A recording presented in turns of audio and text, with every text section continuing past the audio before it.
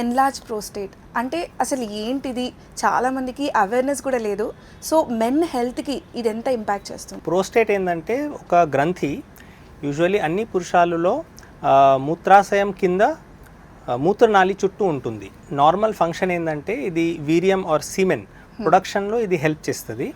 And young ఏజ్లో అది important. 60 సంవత్సరం తర్వాత మోస్ట్లీ సైజ్లో ఇది గ్రో అవుతుంది, ఇంకా యూరిన్ ప్యాసేజ్ని మూసుకుంటుంది, మెనీ యూరిన్ ఇష్యూస్ చేస్తుంది.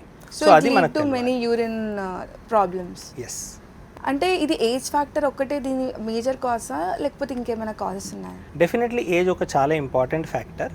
దాంతోపాటు ఇంకా వేరే ఫ్యాక్టర్స్ కూడా ఉన్నాయి. Like one important thing is మన డైట్, మన లైఫ్ స్టైల్, ఇంకా వేరే మన మూత్ర సంబంధి ఏమైనా ప్రాబ్లమ్స్ ఉన్నాయా లేదా, like stones are infections.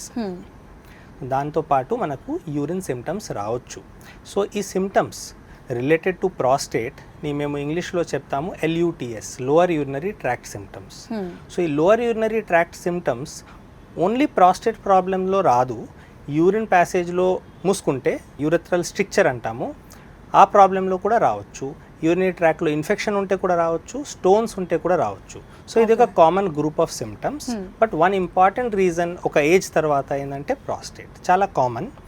Usually మేము చూస్తాము in our practice, urological practice, 60 సంవత్సరం తర్వాత యూజువల్లీ పురుషులలో మీరు చూస్తే about 5% people will have prostate symptoms. Okay. So almost every 100 పీపుల్లో 5 people will have problem.